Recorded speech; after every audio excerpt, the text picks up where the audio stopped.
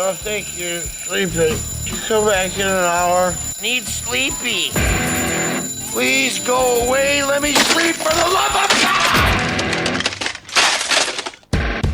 It's now time for the Billy C. Morning Show, part of the Billy C. Boxing Network. Interact with the show at BillyCBoxing.com.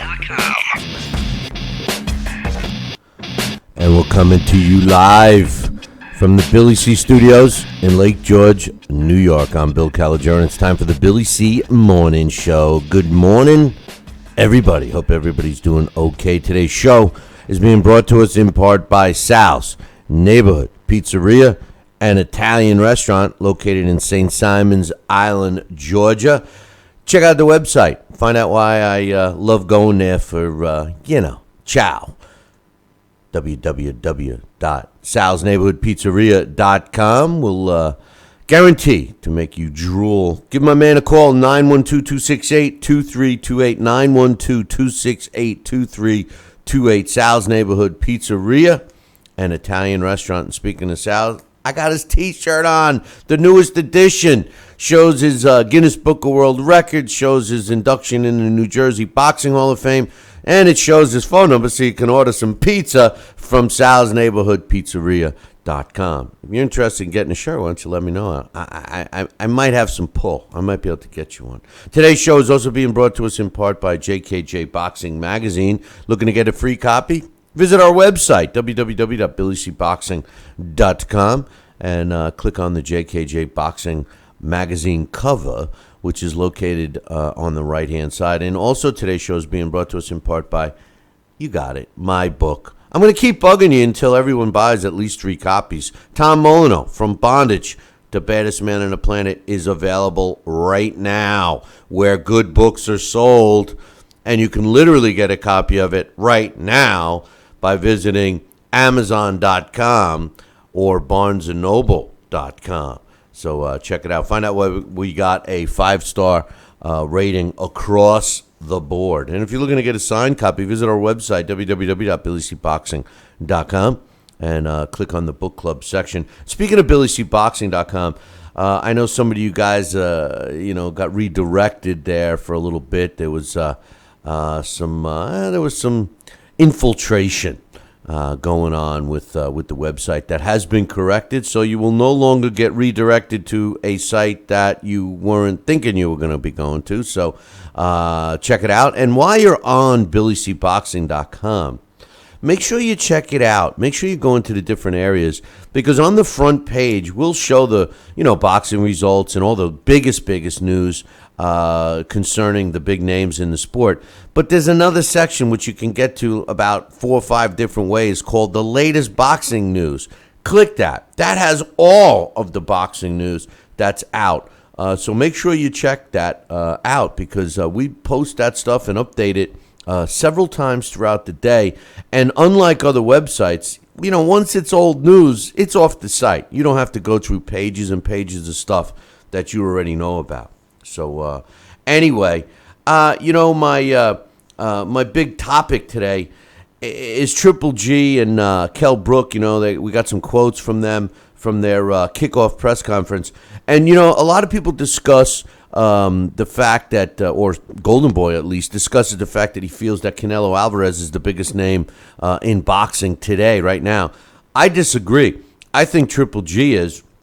And one of the biggest reasons I believe that is not only do everyone seem to talk about this guy, everybody's looking forward to September 10th. Ever since this fight was announced, Triple G against Kell Brook, September 10th has been on my mind about this fight. And I got to be honest with you, I can't even think of another fight between now and then. Joining me right now, not then, is Sal Rocky Senecola. What's up, Sal? Hey, good morning, Billy C. How are you, pal? Not too bad, man. Not too bad. And I tell you, you said it too. When we first announced that this fight was going to be taking place, the first words out of your mouth is, we got to do something on that fight. Right away we're thinking of September 10th. And to be honest with you, out of all the decent fights that have been announced over the last, month or so, none other is sticking in my mind other than this one. What about you? It's the only one I really hear. I mean, I don't hear anything about Canelo Alvarez. I know this weekend we have Deontay Wilder and Chris Arreola. That could be exciting and maybe an upset in the making. We don't know, but it's going to be a good time for Arreola to really. He's got nothing to lose, Arreola. So I'm excited to look at this one. Yeah, no, he definitely has nothing to lose, and he says I got some quotes from him later. We'll get to, but you know what today is. Today I got is quotes too. Yeah, well, today no, I'm talking about from people that we're talking about. But today is Fan Driven Friday, so we're going to open up the phone lines here in a few minutes and get the live listeners' thoughts. Now, if you're watching or listening to the show outside of our live hours, you can't call in. Sorry, because nobody will answer the phone. But anyway, I got some quotes, man. Let's go through some Triple G and Kell Brook quotes. They kicked off their press conference in New York City yesterday. And Triple G said, well, let's start off with Kell Brook. Kell Brook said, to be a great fighter, you got to do great things. Now, first of all, I mean, I say this all the time, and you do too. I mean, it's very positive for me to hear something like this from a fighter. To be a great fighter, you got to do great things. This is going to be a very, very hard fight. I got to make sure that everything is spot on in training. We've got to do everything right. Anything short of that, and I'm not going to come up with the goods. So we're going to put the hard work in. We're going to put the hard work into our training. We're going to go through hell in this training camp, but that's what you need to reach greatness. Before I read Triple G's quote, what do you think about Kell Brook's quote? I love it. I love it. That is the essence and the driver of what mankind and what their strife for excellence, competition, and do or die situation is all about, Billy. That's a fighter. That's the mentality, the mindset, and the heart of a champion. Whether he comes up short or not, he knows what he has to go through and put his body and his mind through, because it's all about mental toughness as well as physical toughness.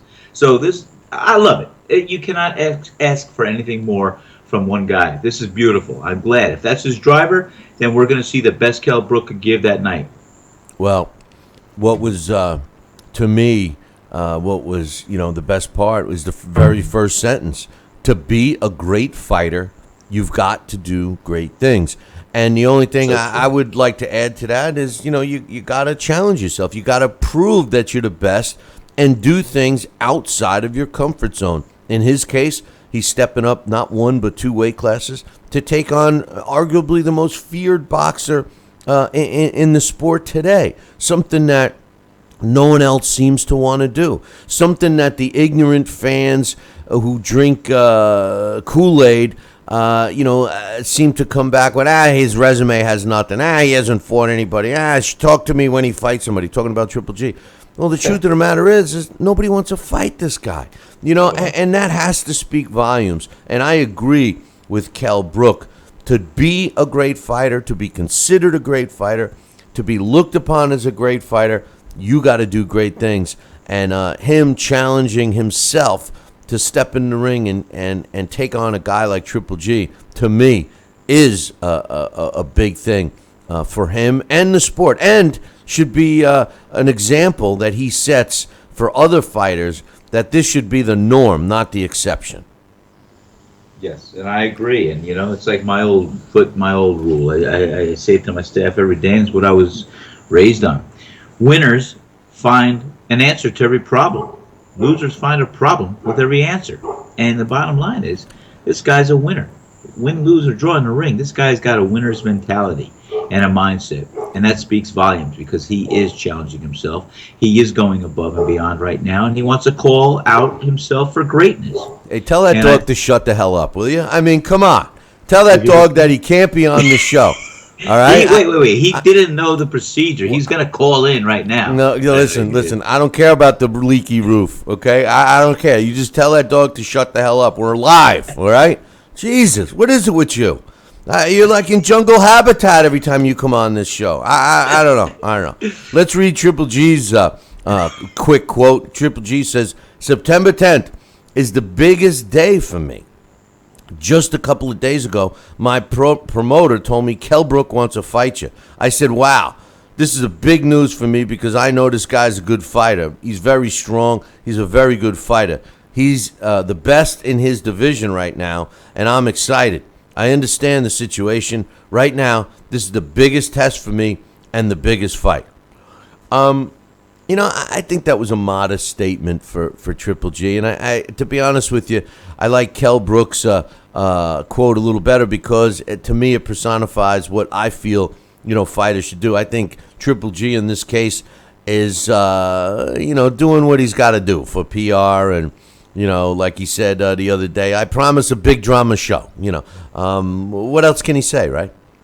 Well, again, because Kell Brook is going to be perceived as an underdog to a degree, and you have both fighters that are going to put some stuff out there to create the interest and stimulate the interest. So, even building up with this fight and the promotion of this fight, the excitement and the drama of this fight, you're going to see arguably the favorable comments and quotes from Kell Brook, because he's going in on a good position, because he too does not have much to lose in this fight.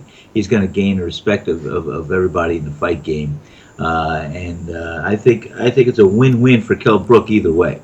Well, all I know is, in my opinion, I think Gennady Golovkin, or more commonly known as Triple G, I think that he is the biggest star in boxing today, regardless of if the pay-per-view numbers transcend to that. I think that this guy creates the biggest buzz.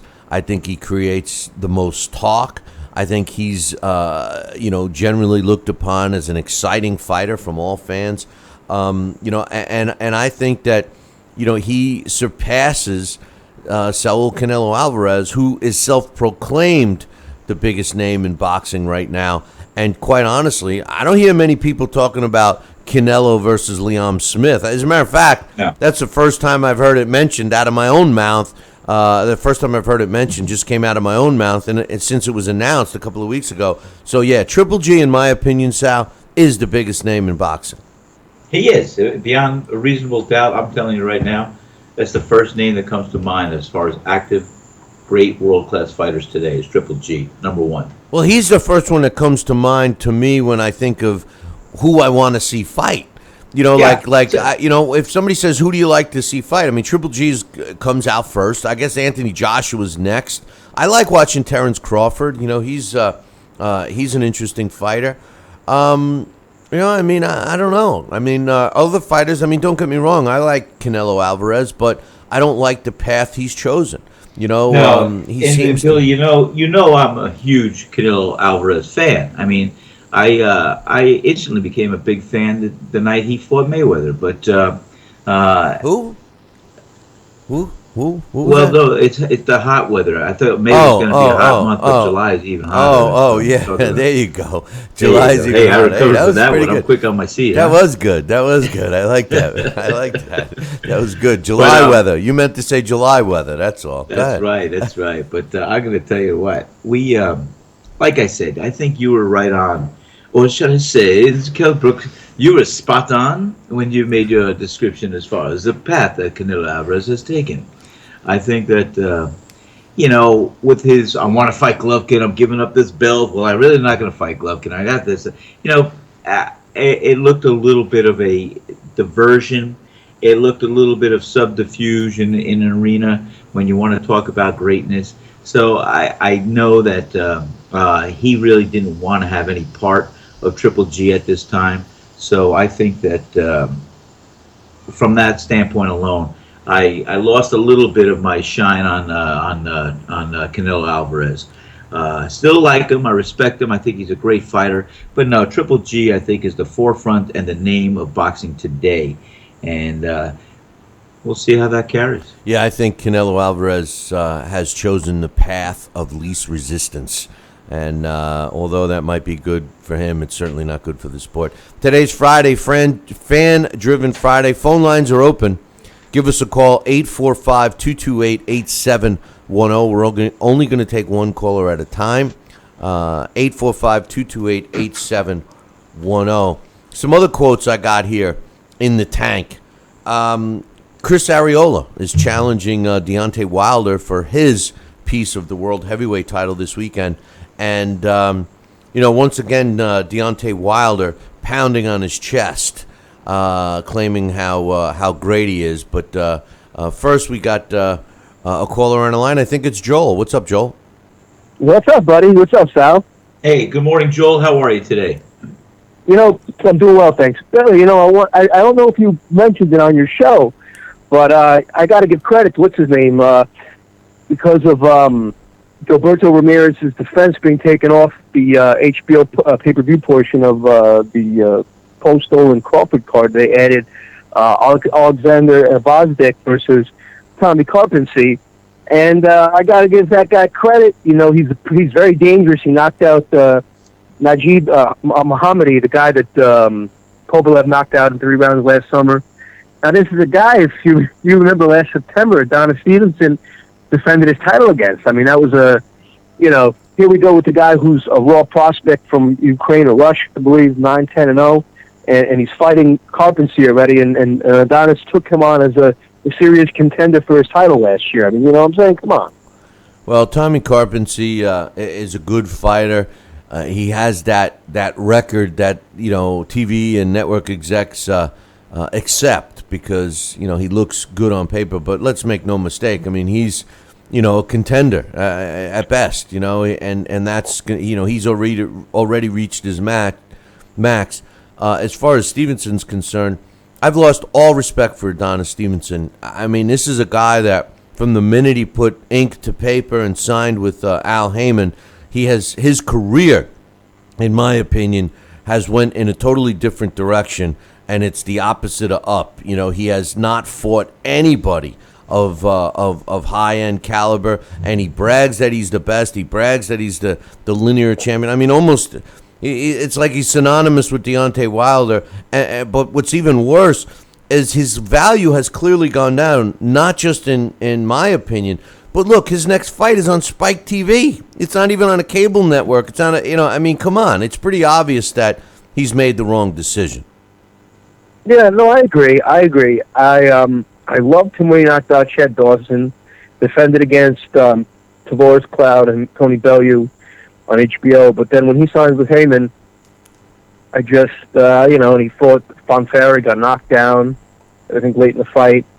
And, since then, it's been like easy pickings. I think that kind of scared him a little bit at his age. Maybe he doesn't have too many fights for being, 38, 39. He was in jail, he was a pimp or something for a long time. I understand that, but the level of opposition is just horrible. If anybody wants to brag about somebody from Montreal or Quebec, talk about David Lemieux, but Adonis Stevenson is not the guy to talk about. They have, I think, a co-feature that night is Elader Alvarez, who's Colombian guy based in Montreal. Also, he's fighting Chad Dawson. That's interesting because his original opponent was some guy from Argentina, I think, who was a joke. So I like that fight a lot. But it really it's just not what he used to be. It's very, very depressing. Yeah, well, when you're a champion, even in today's landscape, Sal, when you're a champion, you got to fight top opposition. I'm sorry. I can't accept the guy that says he's the best in the world, best in, they all say it, the best in his division, the best in the world, as a world champion, somebody that we're supposed to look at as a champion, and they cherry pick easy fights. To me, that's the problem. That's, if I had to pick one thing that was the biggest problem in boxing, that's it.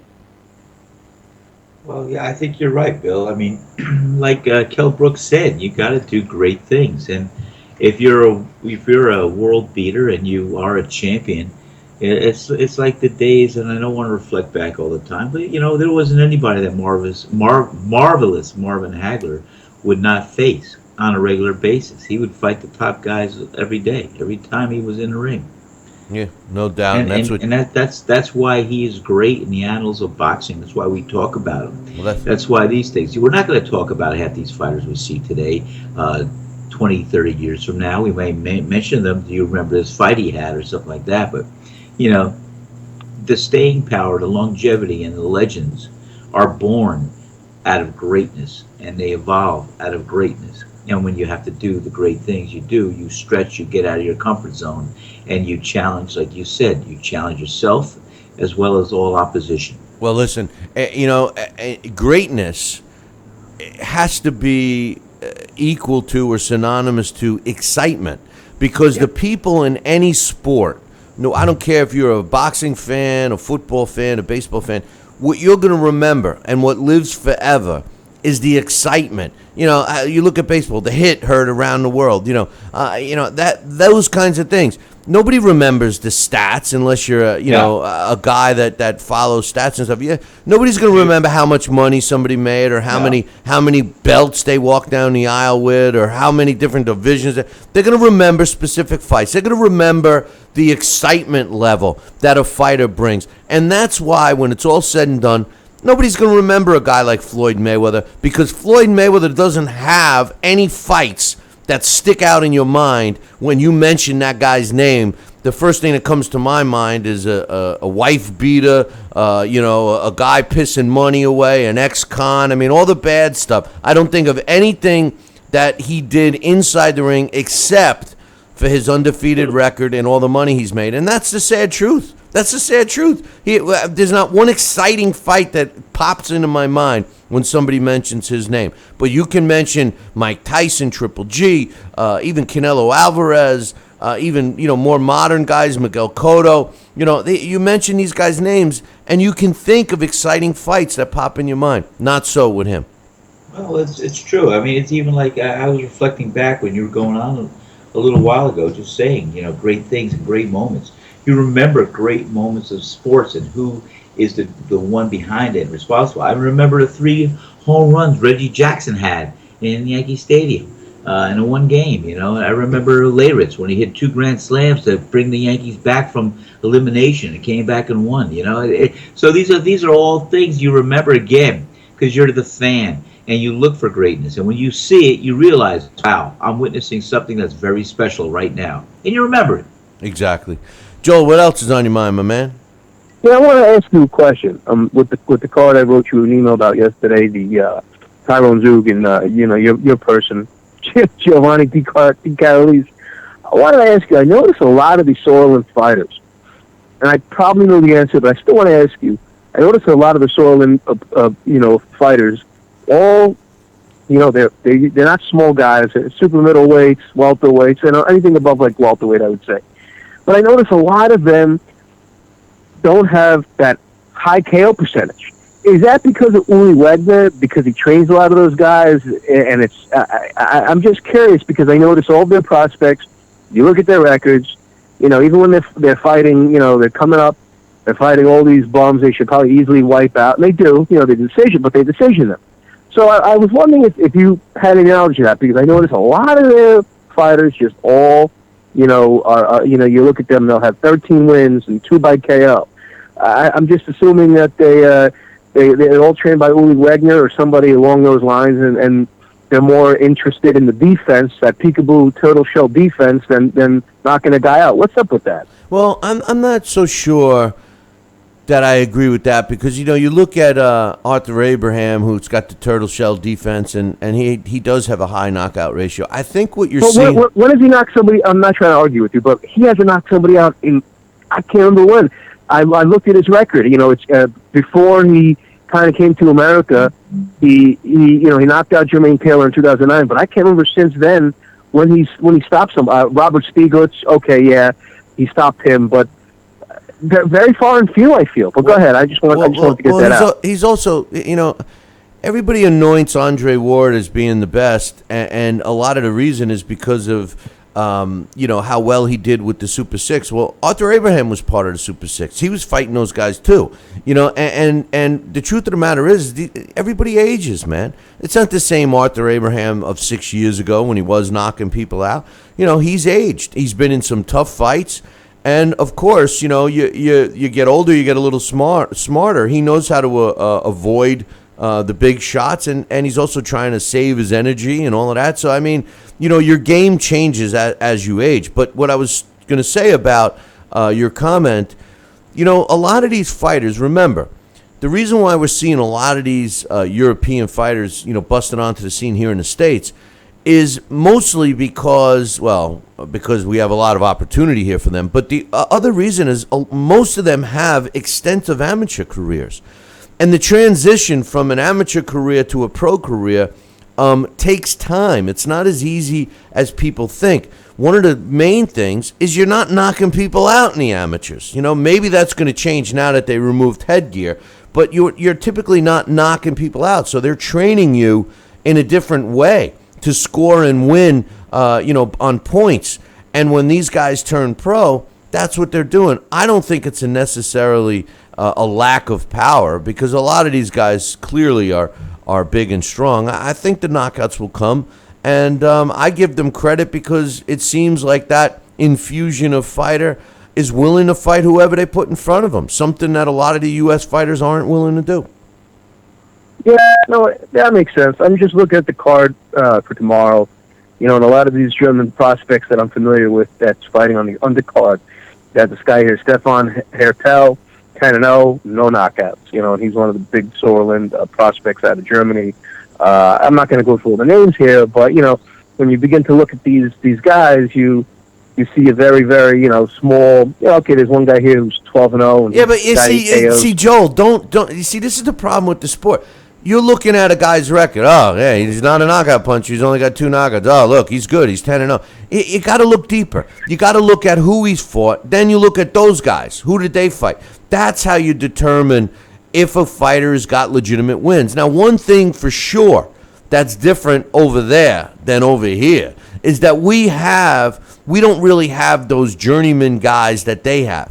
They're allowed to fight, true. And they're allowed to fight longer. The guys who are like 3 and 125. Well, 3 and 125, could be just a punching bag, or it could be a really tough guy that doesn't have any skill. You got to see how many times he gets stopped. If he's 3 and 100 and he's got 99 losses by knockout, then no, he shouldn't be in the ring. But if he's 3 and 100 and he's fought all the top guys and he goes the distance, what he does is he's helping teach these guys. He's helping fine-tune these guys into what we see by the time they get here. That's something that we really don't have here in the States. We have either a contender or a punching bag. We have very little in between, in my opinion. Yeah, and by the way, I just want to say, you said that as you get older, you don't have the knockout power. No, I didn't say that. I didn't say that, because you never lose your knockout power. What I said is you look at the game a little differently, and Sal can speak. No. I was going to say you say that, but you look at Sal. Sal is knocking out top level opponents in his 50s, so that's not a true statement, Billy. Well, what top level opponent did he knock out in his 50s? I'm still making that comeback trail. Yeah, all right. Maybe he's gonna knock out some guys in his 50s. But no, I'm just saying you fight smarter, right, Sal? Well, you know what it is, and I started training Nicholas, my son, my 13-year-old son. He's 14. I'm sorry. I'll tell you what, Billy. This kid showed me some things. I'm not just gonna be like a father with a son. Oh, he's the best. No, he's his first day training, but he showed me some signs that I was looking for that let me first see that this kid, really wants to try something. And he's got hands. My hands were always great, a big size as a lightweight. He's got some heavy, heavy hands. And I felt him the other day when he was doing some drills with me. He's got some big knuckles and he's got some heavy hands. And I think this kid's going to be a hell of a puncher if he really takes it as far as I think he can. Even if he just gets into an amateur fight, I think he's going to be pretty good to watch and see how we can develop him. Well, we'll certainly be watching him.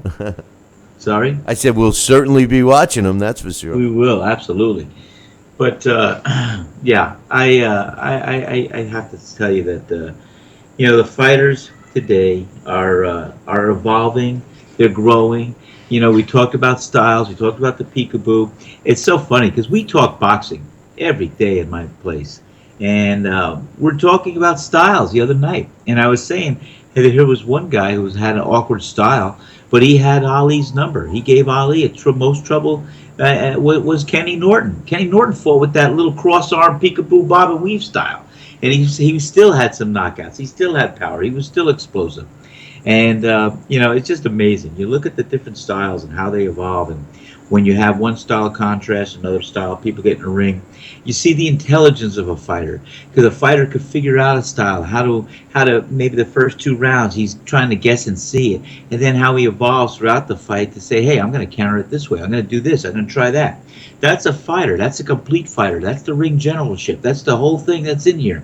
And the trouble with a lot of fighters today is they're schooled and they're brought along, but they're not exposed to all those variables early on where there's given criticism or constructive criticism to learn the craft, to learn how to truly develop and be able to handle every style you're faced with. That's the difference today that I see. Yeah, well, I don't know. Any final thoughts, Joel? Yeah, actually, no, I just got two very quick questions.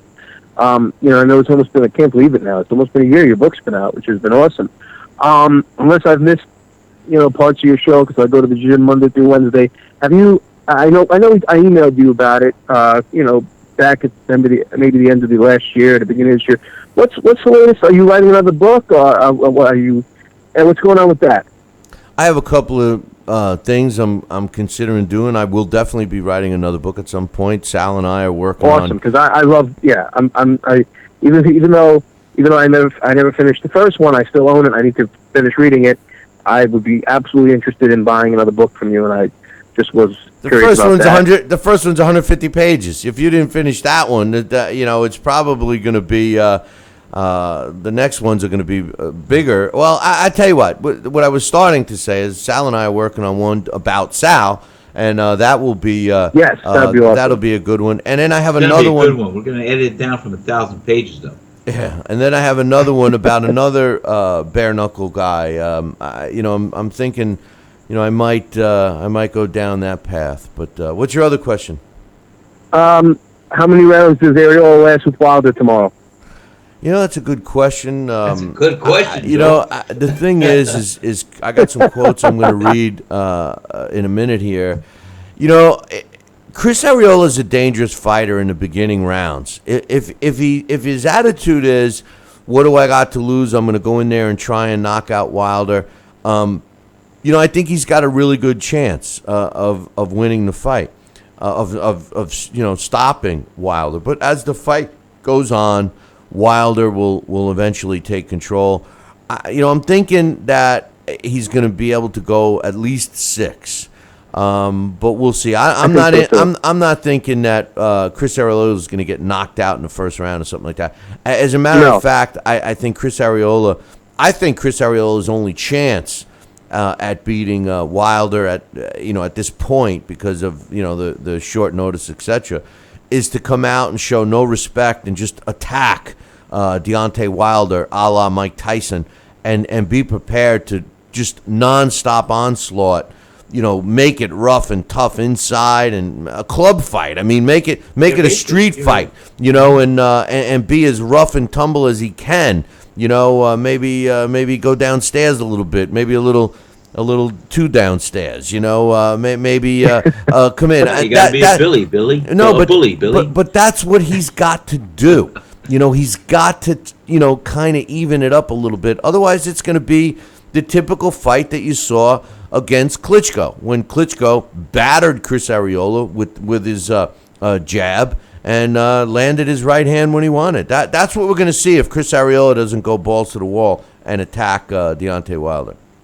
So he can't keep it. He's got to fight inside. He can't fight from the outside. You're saying? Who, Arreola? Absolutely not. How's he going to fight from the outside?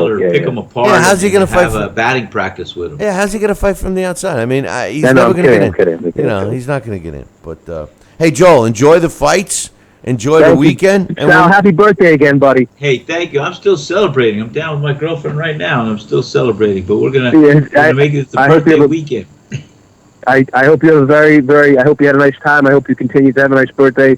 You deserve it. I told you personally. I think you're a great person, very positive. Billy, you are too. You're all right. But no, I'm kidding. But Sal, I really appreciate talking to you, and Billy, and I hope you guys have a wonderful both weekend. And again, Sal, a very, very happy birthday to you. Thanks, Joel. Have a good one, brother. Take care, Joel. We'll talk to you in chat. Thanks, buddy. Take And yeah, Joel comes up with some good stuff, But He does, and you came up with some good stuff. Yeah, I try. With this Chris Arreola, you're 100% spot on. I mean, you know what? He's got to go out there. If he goes out there just to survive and know that nothing's expected of him, so as you're going to try and, he can't go out there just as an opponent. He's got to go out there early, explosive, try to catch Dante Wilder and get him inside, rough him up. Because if he's got the chance, he's got the first 5 rounds to be explosive and try to catch him. And then after that, it's going to be Wilder's fight. Well, let me tell you, if he's going into this fight thinking that he just wants to survive, it does nothing for him. He's got nothing to lose. He's got to let it all hang out. Yeah. He's got to go in. Even if he loses, it's not going to make much of a difference here. But anyway, I got a couple of quotes from Deontay Wilder and Chris Arreola that I'll get to as soon as we hear from Dax Khan, who's on the line right now. What's up, Dax? Good morning, everybody. Good morning, Dax. And Sal, and you started your weekend well. You went down over to your girlfriend. You already. What are you going to do this weekend? Well, I just came down because I had my birthday was actually Wednesday, and I worked the restaurant Wednesday night, and we were very busy and shorthanded like we always are. So we had to change plans, and I came down yesterday afternoon after I left work to spend some time with Kayla, and we just had a nice dinner last night and cooked me breakfast today. But actually after the show, I'm packing up and I'm going back to work, and then I'll either come down Sunday or so. So I'm going back and forth to St. Augustine a couple of days a week, and she comes up to St. Simon's a couple of days a week. So we keep it as active as we can. But what do you guys do? What do you guys do with the killer dogs, the rattlesnakes, and all the birds that you're hanging out with too? I was wondering about those. I mean, geez, it's always another. I think they're living in jungle habitat down there. Dax, we are. In St. Augustine. Every time I turn around, by woodline. It's a beautiful backyard, but there's woods all around us, and it's fenced in. And there are snakes in the grass. There's wild dogs running around. Wild dogs. Listen. There's wild boar. Wild boar. There's deer. Yeah, you're becoming a wild boar. You're becoming a wild boar with some of those tall tales. Let me tell you, you're not in any more middle of the mountain woods than I am sitting right now, okay? And I, look out the studio window. A lot of times I see, I don't know if they call them flocks or gaggles of turkeys and herds of deer and bear and everything else. But you don't hear them joining in on the show. They don't start coming in. I don't have birds tapping on the window going, we want to get in. I don't have the dog. I got a snoozing Rottweiler right in the studio. You don't see him coming up trying to speak into the microphone. Come on, man. Show a little control down there, Sal. Maybe we'll see him on a future celebrity edition. They got that show. You ever watch that, Naked and Afraid? Yeah, that's so stupid. The whole naked part. What's the point? They block it out. I don't know. Maybe they'll have like the celebrity edition. I know they have like the two couples that they would battle off to see who can survive out there. So you get Sal and Kayla. They're going to survive out there eating rattlesnakes and hunting and cooking pizza in the wilderness. Trust me, Kayla wants no part of eating rattlesnakes or anything else. Kayla's a country Georgia girl. This girl, I'll tell you, she get down dirty and skin an animal faster than anybody can. I know. Yeah, I would find it very hard to believe that she would choose having a dinner of some recent roadkill versus a nice dinner at a restaurant. So please, No, Bill, see, this is one of those modern relationships here. Sal, the Jersey boy, he gets all girly like and squeals when one of those big ugly Georgia bugs are on him, and Kayla's got to come over there and kill the bug. You know what? I think you're right, Sal. Hey, Dax, I think you're right. I think Sal is a closet metrosexual. That's metrosexual. That's what I think. Now that I'm thinking about it, he's got that. My hair, and wait till you walk by him. He's got so much cologne. It seems like, what the hell? Somebody spilled a bottle of stuff on you. Yeah, you're right. He's a metro, man. He's a metrosexual. Easy. All right. Speaking of celebrities, coming up on Sunday, on Family Feud, a game show that What's going on with this show today? We're like, we've mentioned a couple of things about boxing. Now we're going to talk about, survey says. Calm down and listen here. You're like my wife. You don't listen. Let's finish talking. And the survey says. Celebrity edition, speaking of boxers, on Family Feud. Who's going to be on? I think they're going to have on Shane Mosley's going to be on, Chris Bird, Lehman Brewster, Joel Diaz. The reason why I mention that is because that kind of tells me how, boxing, once again, is starting to fit into that mainstream, because when was the last time we've seen any type of show that's not boxing related, other than, I think, Dancing with the Stars, that had the Victor Ortiz and Sugar Ray Leonard on there, where they've had, a whole team of actual boxers, and people in the audience are going to recognize them, or else the game shows wouldn't have the people on there. Well, that's going to be the whole test, if the people know who they are. But, on a show like that, they'll say, Sugar Shane Mosley, former, multi-division world champion, blah, blah, blah. So the audience is going to be educated right there on the spot. But I would guarantee you, before they go into that studio, and if you ask them who these people were, none of them are going to know who they are. Joel Diaz? We know who he is, but, either way. No, I hear you. No, I agree that it's good. It's good for the sport. I like it. No. Don't get me wrong. I wasn't saying it's not good. I'm just saying it's sad that people don't know who these fighters are. That's my point. And speaking of all week, I know that you guys have spoken about, the last few weeks we've spoken about fighters, certain guys' attitudes. Canelo is one, and how he doesn't follow through with a lot of his talk. You guys were speaking about Adonis Stevenson just a little while ago, and and that seems to be a trend. That's not just with those guys, but in the sport. Canelo Alvarez is supposed to be the biggest name in boxing if you speak to Oscar De La Hoya. And, what has really Canelo, he started out great, but, his best wins are over James Kirkland, a shot Shane Mosley, a shot Alfredo Angulo. He won his first title from a very small Matthew Hatton. And then he fights guys that catch weights, and he goes around and he beats his chest, and he falls into, as I mentioned the other day, his own press clippings, and he believes he's a superstar. And he is a superstar to a degree. Now, Floyd Mayweather, we know how Floyd can be, and there was a recent thing on Twitter where people were questioning Floyd's comments on Air Jordan shoes. He says, I'm too rich to wear Air Jordans. Now remember, these are sneakers, these and the LeBrons are ones that every common kid wants to have. We've seen stuff in the news where people have been robbed. We've seen people that their houses have been broken into, and when they get to the station, they talk to these kids. It's also they can have the money to wear these shoes that they want. Every generation has that one trend, that one thing that the common kid, especially underprivileged kids, can't have and attain because it's just not in the family budget. But now we get somebody who not too long ago, made some comments wondering about his mindset, Bill, saying, is he starting to become a little bit too wrapped up in his own press clippings, and will this be the downfall of him? And I'm speaking about Anthony Joshua, our current IBF heavyweight champion. Absolutely not. I don't think so. I think he's I think he's grounded, and I think he's definitely a guy that's I think he's a modest guy. I don't know. Absolutely. When you follow him on social media, or you read a lot of stories from overseas in the papers, this is a 26-year-old kid who is truly becoming and is going to be the superstar of the sport, not just the heavyweight division, but the sport. Because Anthony Joshua spends a lot of his time just mingling with the people. He's not letting this get to his head as I thought he might be.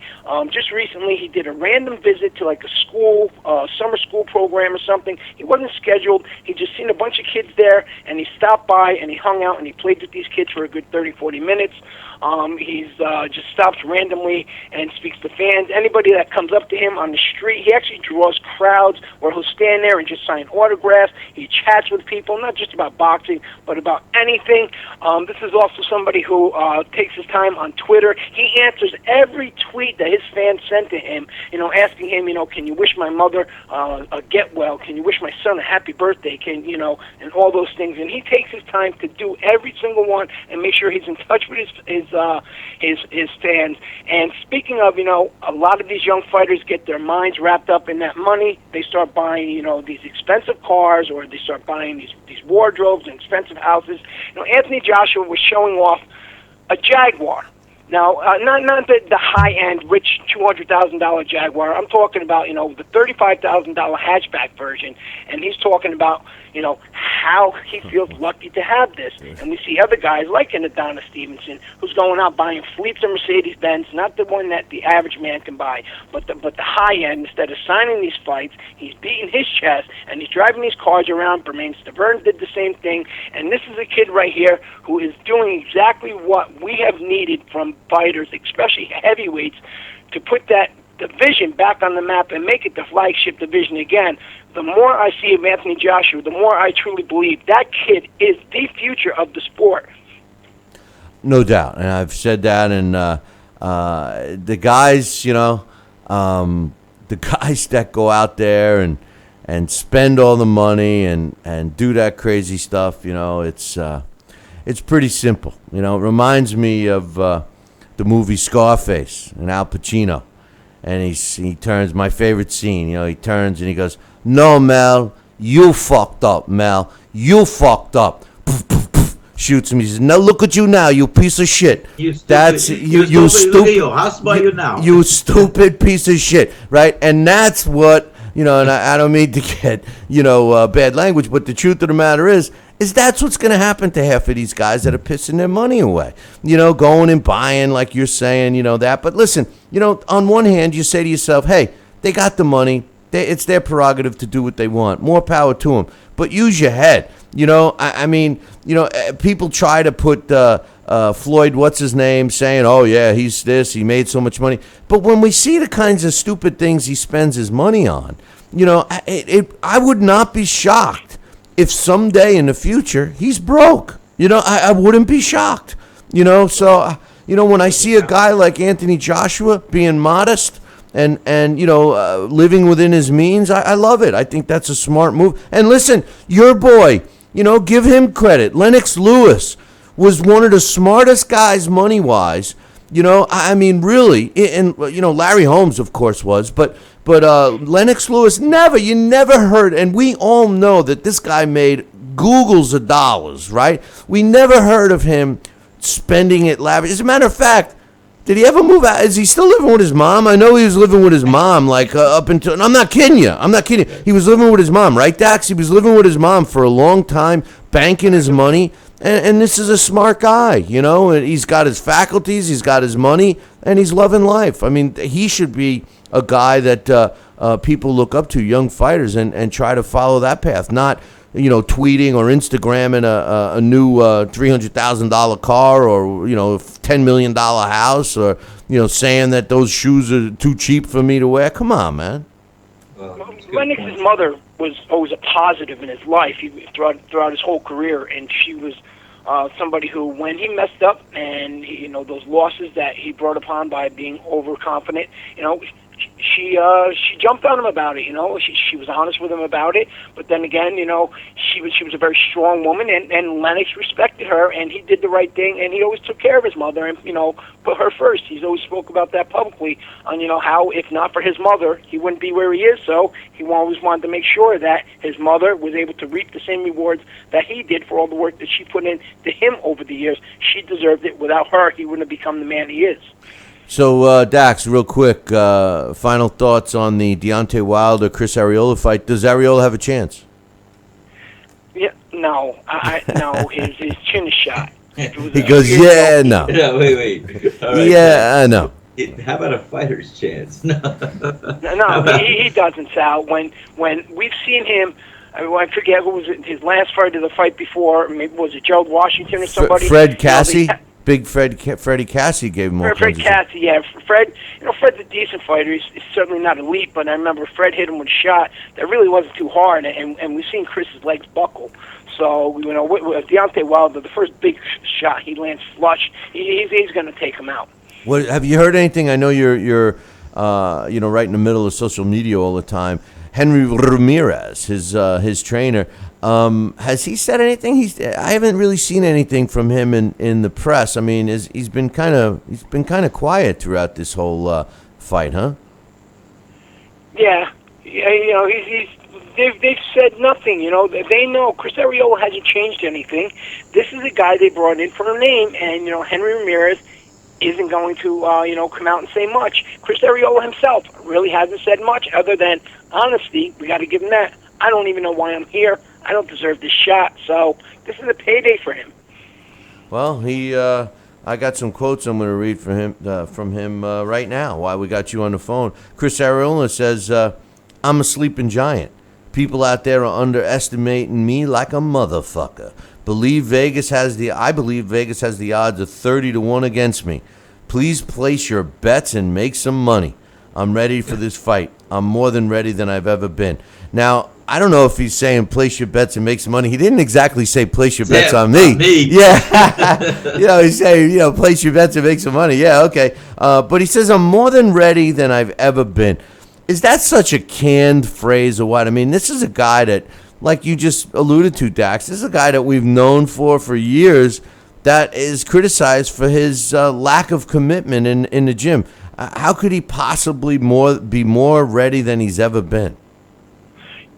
It's impossible. I remember before the second Bermain-Stavern fight that Chris did an interview, and they were, of course, they gave him a lot of time because they were building up the fight. But I remember him in an interview talking about how he was humbled. The first fight went the distance. Then he comes back and he knocked out, Seth Mitchell, who's been knocked out by popcorn before. And all of a sudden, everybody thought he's back, he's dedicated. And Chris Arreola was speaking about how he was humbled because he had to borrow money for Christmas presents that year. He had no money. He blew everything he had. They were about to lose the house and so on. He didn't have money to buy for his kids, so he really just laid it all down and let everything out, went into the gym, and he trained like never before in his career. And some people kind of bought into it because I think he was about 8 or 10 pounds lighter than he was the fight before that. And what happened? He looked twice as bad in that fight. So, this is just talk out of Chris Arreola. If he should happen to come out in shape and he should happen to come out there and do some damage, you know what? That might be one of the biggest upsets in the heavyweight division, just shy of Tyson and Douglas of the last, 25 to 50 years. Well, check out Deontay Wilder's final quote. He says, I can't wait because I've been waiting to pound something since May. Does he deserve a title shot? No, he doesn't. He knows that. That's no secret. But for this situation that we're in with such a short notice, is he the perfect guy? You're right. He is. To me, I don't want to say that he ain't the sharpest tool in the shed, but listen, several months ago somebody had written an email that said, it seems that Deontay Wilder is like the only guy that's not in on a joke, and everybody's laughing around him. And the joke, of course, being that he's not all what he thinks he is. His statement almost says that they're looking for an easy win. I want to pound something since May. I mean, this is a guy that how could he honestly, at the end of the day, when it's just him and himself looking in the mirror, how can this guy honestly think that he's the best heavyweight out there when all he has to do is look in his past and see that he has fought no one? It's a different era, Bill. They don't care nowadays. I was speaking, and lately I've spoken to a lot of non-boxing fans of, who find out whether it's, kids, parents, or neighbors, or something like that, to find out, what I do and what I'm involved in. Or the book, the Tom Malinol book, has come up quite a few times because people ask me questions. The older people ask, of course, fighters of past generations, and some of the newer people, other people ask about ones of this generation, a few that people do know, and they say, what do you think about that guy from now and what the difference is? I said, there's one thing is and you speak about it all the time, how boxing at one point in time was a trade. No matter how many losses you had, it was a trade, and a lot of times the losses really didn't mean much because of how many times guys fought. They didn't take time to take a rest between fights and build their bodies back up like they do nowadays. Guys are smarter, of course. They know how to run their careers a little better, of course. But one thing is for sure that has not changed all the way back from Tom Molyneux is when these guys are able to get away with doing things the easy way and they have somebody in their ear chirping to them about how great they are or encouraging them to show off or encouraging them to take certain fights because they know that once these fights go off, it's going to bring them to somewhere else, and it never happens. And like you stated, in the end, the joke is on nobody but the fighter, and that's one thing that hasn't changed from then until now, and you would think it would, but it just doesn't, other than those few in between. And those few guys are the ones that become greats, and the other ones just become cliches. That's very likely to happen to a Deontay Wilder. It's very likely to happen to maybe a Floyd Mayweather. I doubt it, but it's very likely to. It's likely to happen to an Adonis Stevenson. You would think guys would be smarter than what they were, but they're not. Yep. And the behavior of the people around them has not changed either. Just like from back then, they got the vultures that are around them that are willing to let these people throw it all away, knowing they're young, knowing they're hungry, knowing they're not educated in the business sense, and they're willing to be like vultures and just suck off these guys, and when they're broke, when they're done, when they are that cliche, they walk away, and they still have all that money they made off these fighters in their bank account, and yet they still sleep at night just fine, waiting for the next victim to come along. Good point. Dax, have a great weekend. Enjoy the fights, my man. All right, everybody. Speak to you soon. Enjoy the weekend. Dax, take care. Good call. Yeah, Dax is very thorough with his stuff. But I don't know, man. I don't mean to get on. We might have time for one more call because you guys are driving the show. 845-228-8710. If you have any questions, comments, concerns, 845-228-8710. I just, I'd like Wilder, some of the things he stands for. He tries to do the right thing, and but I can't. What I can't stand is I can't stand the pounding of the chest that he's the greatest and out there now, and it's just it's like what Kell Brook said. In order to be the best, you got to fight the best. There's not. If Deontay Wilder was sitting with me right now, and I said, "Okay, Deontay, tell me why you're the best. Show me why, and don't tell me because you're 37-0. Don't tell me that. Tell me why. Show me names on your resume that I should be impressed with you beating." And the only name that you can really bring up is Stavern, and even that's a questionable opponent, as we learn to find out, right? Yeah, I think you're right. Who? Let me ask you. After this Arreola fight, granted he takes him and wins, who would you like to see Deontay Wilder fight? Who would you like to see his next fight be? Me? I would personally. Who would you like to see his next opponent? Well, I'd like to see him fight. Of course, I'd like to see him fight a real fighter, Luis Ortiz or Anthony Joshua. But I wouldn't mind seeing him fight a Bryant Jennings or Kubrat Pulev or a guy along those lines. I mean, you gotta listen. He's been a champion long enough that he's got to stop fighting these 15 and beyond ranked guys. And I'm talking about computer ranking, not some gift ranking from a sanctioning body that mysteriously puts Eric Molina at number 10 or Johan Duhaupas at number 12 or something like that. I'm talking about a computer ranking of a top 15 guy.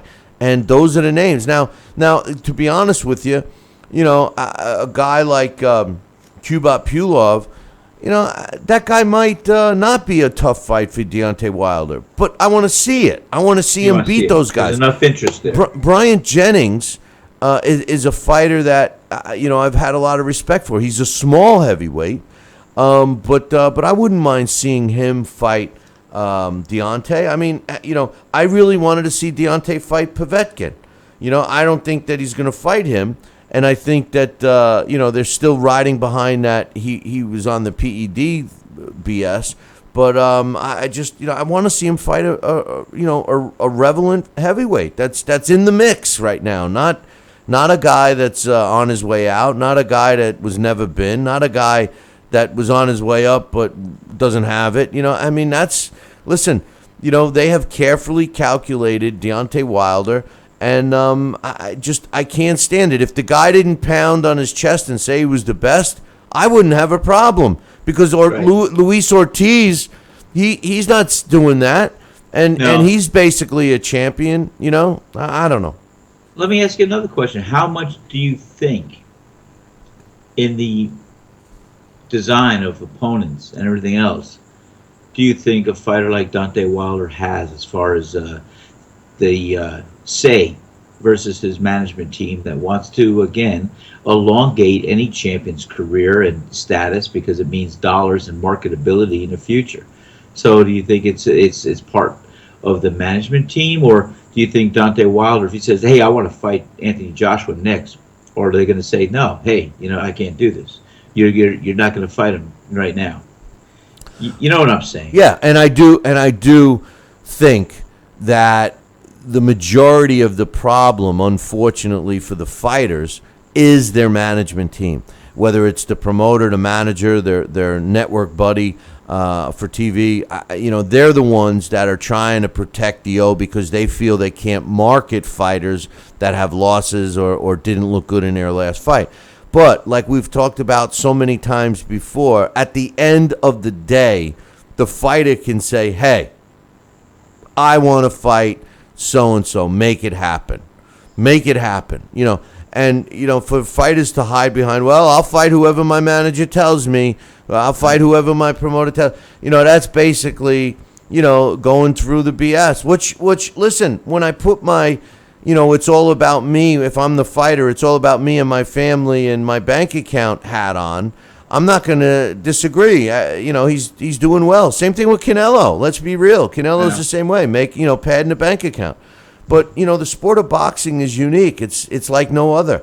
And what makes you the best and what makes you, Hall of Famer, in my opinion, and somebody that lives forever in terms of people's memories, are those exciting fights, are those big challenges, those chances that you take to prove that you're not ordinary. Ordinary doesn't fit in boxing. An ordinary fighter doesn't make and accomplish the things that great fighters do. And I am sorry, but I can't give credit to a guy who's undefeated, who's pounded on his chest, who says he's great, but has nothing but ordinary or less than ordinary on his resume. And even the top guys, like the guy who we won't talk about anymore, he's got names, but when you look deep into the resume and when those fights took place, they were all calculated. This guy never took any unintentional risks, ever. And that, to me, isn't a great fighter. That might be considered a smart fighter, but that's a fighter that's considered that thinks all about himself and not the sport that put him in that position. I guess I feel more for the fighters who gave it their all from yesteryear, and I'm talking way before our times. Those fighters that gave their all for this sport with that basis, that they wanted to be the best, the toughest, the top dog. They'll fight everybody. Those guys are being disrespected by the routes that the fighters take today. The route that the fighter takes today. The old time fighters are being disrespected, in my opinion, Sal. Wow, that's a very heavy statement, but it's 100% understandable because I know where it's coming from. And you are right. I mean, when you look at the blood, sweat, and tears of the old champs and what they stood for and how they evolved and what it meant to them, and it was the macho mentality. Hey, I'm the best there is, and if you think you're better, then let's get in the ring and prove it. I mean, that was the whole mindset. It was the macho belief ability that, hey, I'm the baddest guy out here. You look at the Jake LaMotta's, the Rocky Grazianos, the old fighters of that era. That's what it was all about, proving that they were the best. And That's what we don't see today as much. We see boxing has converted and has become the business that it is. And the sanctioning bodies have diluted the sanctity of the world title belt and everything else that stands for it. All the belt stands for is a money-driven machine that we can now have our own entity and try to make good with it. And then, you look at these fighters. They come in, they spend a couple of years. When I reflect back to what Chicky Ferrara, one of my old trainers, used to say to me, Sal, we're all bad. You're a commodity. We're going to look at you and we're going to use you for the next couple of years. And then after that, we got another one that comes along. So you got to find and you align yourself with the best of the bad, because we're all bad. He was talking about trainers, managers, and promoters. Yeah, well, you know what? He was telling you the truth, right? He did. And this goes exactly now. Take this one, Roy Jones Jr. All right, Roy Jones Jr. Now, in the '90s, Roy Jones Jr.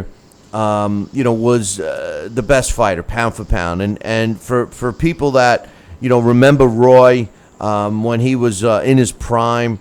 He was a beautiful thing to watch in the ring, and I mean, the guy had it all, but guess what? He's still fighting. He's 47 years old, and he just announced that he's going to be fighting again in August 13th.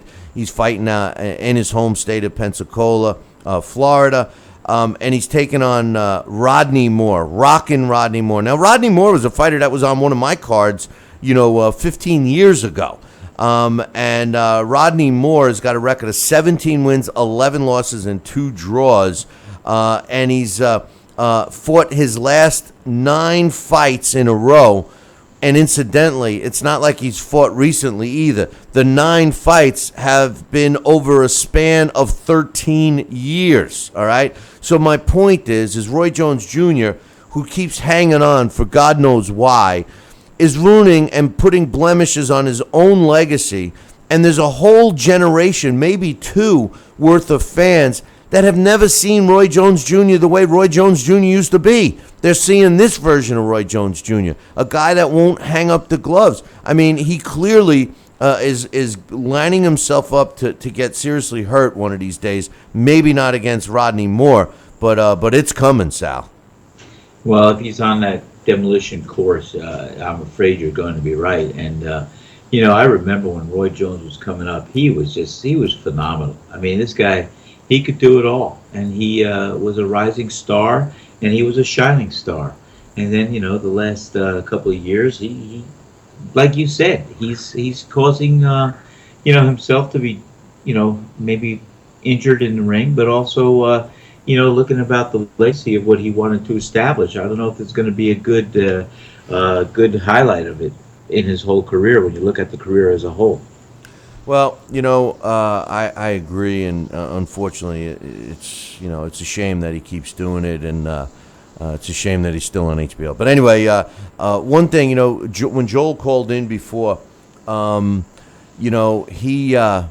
he had mentioned some of the fighters in England and the journeyman fighters and stuff like that. Well, we do have a couple of guys here in the States that are really tough hombres, and because of their records and how many fights they've lost in a row, their opportunities are far and few in between. But one guy that's really tough that I've had I'm going to call it a luxury of calling a couple of his fights is the Dingling man.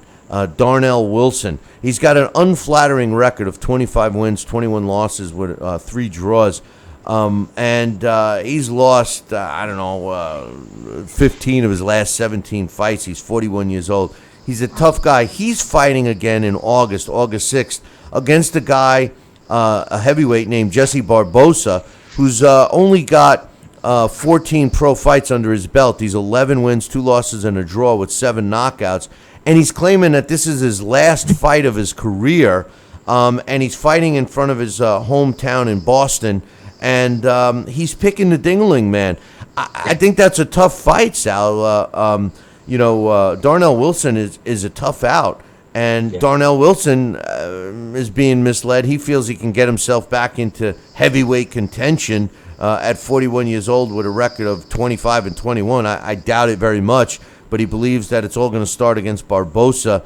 What do you think about guys like that that are tough but have losing record, do you think that there should be a cutoff point when they're allowed to continue their careers? That's another good question, Bill, because you have a fighter that can potentially be dangerous and potentially get in a fight and win at any time, even though they may have a losing record. And, I go back and you and I have discussed this. There was a heavyweight who almost had double-digit losses, and he was given an opportunity, another chance to fight and win a title, and he did. And he became the heavyweight champion of the world. And so where is the cutoff? Where is the the O or the win or the loss, can be detrimental. Again, then you got to look at this. Do we want the feel-good police always stepping in, or do we take what a fighter says he's all about, give him a chance? The bottom. Well, we just lost Sal. You back, Sal? I'm here. Do you hear me? Yeah, I don't know what just happened. It was like you became unplugged there for a minute, but we got you back. Are you on the line still? Yeah. Did you hear? What did you hear up to? I heard it all. Oh. We heard it all before, but anyway, we're getting ready to wrap it up. Any final thoughts on a couple of the big fights this weekend, including Deontay Wilder against Chris Arreola? Do you have any final thoughts on that one? Well, of course, I think Deontay Wilder, he's going to do what he's supposed to do. He's going to go out there. He's going to have a couple of good rounds, and they're going to probably knock out Chris Arreola. Chris Arreola, he's got to make his stance real fast and sharp. And we're gonna know in the first round or two who's showing up for the fight and not. And I'm more excited, as you said earlier, Bill.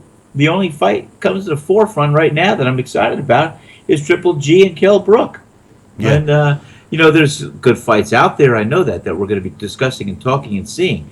But that's a nice fight that I really am excited about. No, I hear you. I'm looking forward to that. We got today's trivia question, same as yesterday. I don't know if you did any research, but here's the question. If you're the first one to email me the correct answer, Billy@TalkinBoxing, TalkinBoxing.com, you'll win a choice of some great prizes. Today's It's Too Early for a Trivia question was supplied to us by Henry Haskup and is being sponsored by the Southern Gourmet Spice Company.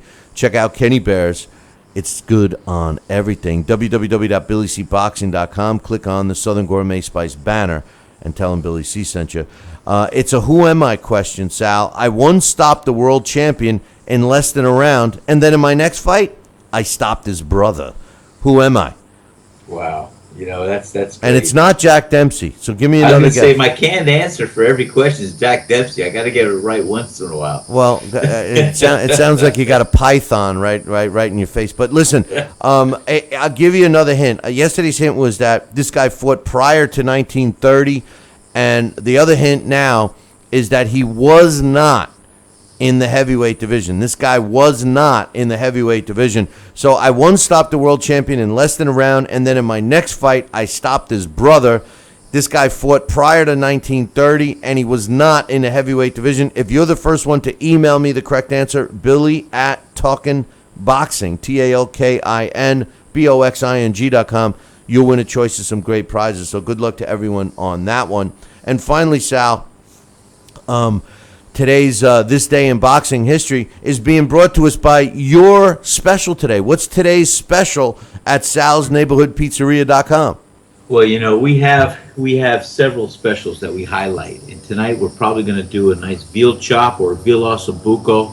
But we have today and tomorrow and maybe carrying to Sunday, we have our famous Northeast, beautiful, great Maine lobster roll sandwich or salad. We do a lobster roll that is phenomenal, where a lot of these salads are put together with a ton of mayonnaise and watered down with fillers and this and that. We give you, where's the beef? We got the fish. We got the lobster. We got the knuckles, the claws, the good parts of this lobster. We got beautiful.